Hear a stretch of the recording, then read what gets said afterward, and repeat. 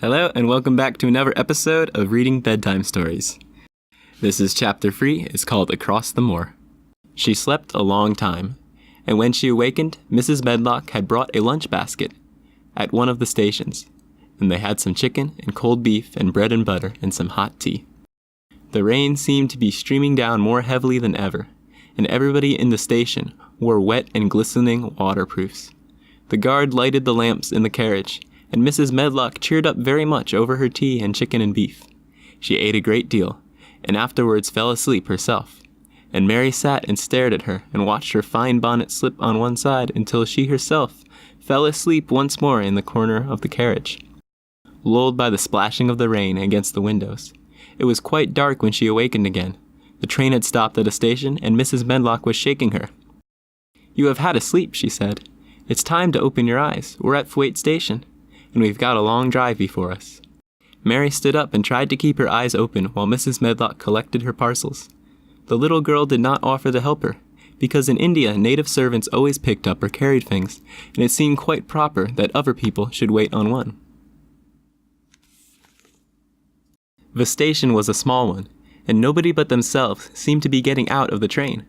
The station master spoke to Mrs. Medlock in a rough, good-natured way, pronouncing his words in a queer, broad fashion, which Mary found out afterwards was Yorkshire. "I see va's got back," he said, "and va's brout the young'un with thee." "Aye, that's her," answered Mrs. Medlock, speaking with a Yorkshire accent herself and jerking her head over her shoulder towards Mary. "How's thy missus?" "Welly now, the carriage is waiting outside for thee." A brougham stood on the road before the little outside platform. Mary saw that it was a smart carriage, and that it was a smart footman who helped her in.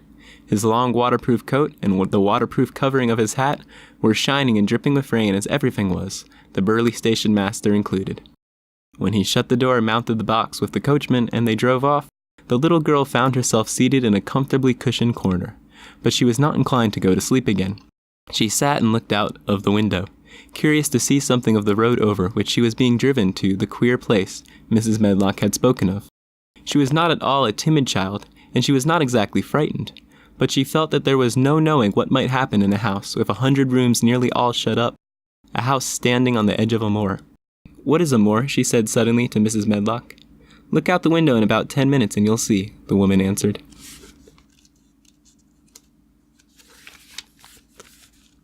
"We've got to drive 5 miles across Missel Moor before we get to the manor. You won't see much because it's a dark night, but you can see something." Mary asked no more questions, but waited in the darkness of her corner, keeping her eyes on the window. The carriage lamps cast rays of light a little distance ahead of them, and she caught glimpses of the things they passed. After they had left the station, they had driven through a tiny village, and she had seen whitewashed cottages and the lights of a public house. Then they had passed a church and a vicarage, and a little shop window or so in a cottage with toys and sweets and odd things set out for sale. Then they were on the high road, and she saw hedges and trees. After that there was nothing different for a long time, or at least it seemed a long time to her. At last the horses began to go more slowly, as if they were climbing uphill, and presently there seemed to be no more hedges and no more trees. She could see nothing, in fact, but a dense darkness on either side. She leaned forward and pressed her face against the window, just as the carriage gave a big jolt. We're on the moor now, sure enough," said Mrs. Medlock.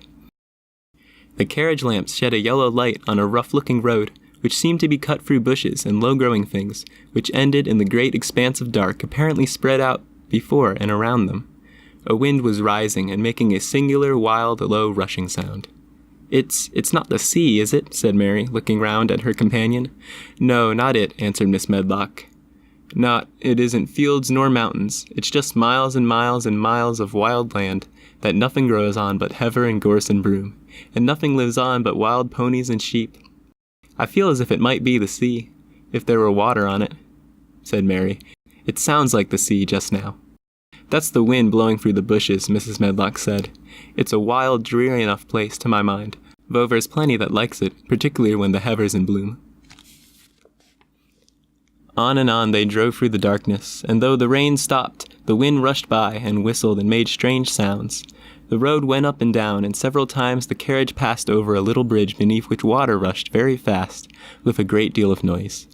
Mary felt as if the drive would never come to an end, and that the wide, bleak moor was a wide expanse of black ocean, through which she was passing on a strip of dry land.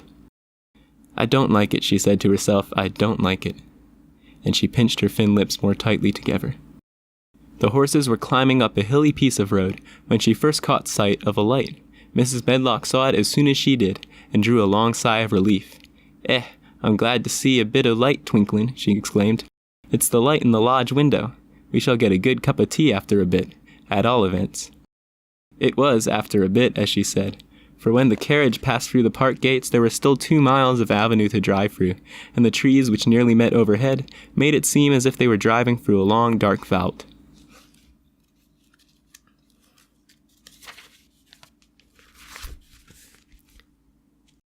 They drove out of the vault, into a clear space, and stopped before an immensely long but low-built house, which seemed to ramble round a stone court.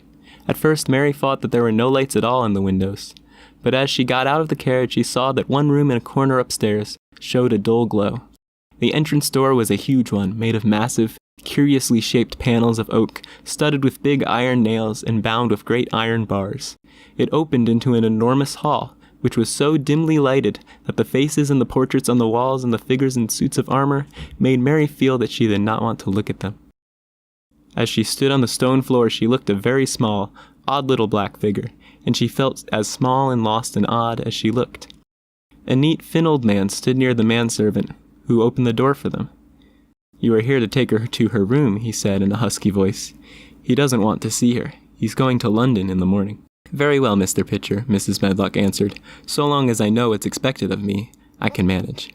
"What's expected of you, Miss Medlock," Mr. Pitcher said, "is that you make sure that he's not disturbed and that he doesn't see what he doesn't want to see." And then Mary Lennox was led up a broad staircase and down a long corridor and up a short flight of steps and through another corridor and another until a door opened in a wall and she found herself in a room with a fire in it and a supper on a table. Mrs. Medlock said unceremoniously, "Well, here you are. This room and the next are where you'll live, and you must keep to them. Don't you forget that." It was in this way Mistress Mary arrived at Misselthwaite Manor, and she had perhaps never felt quite so contrary in all her life.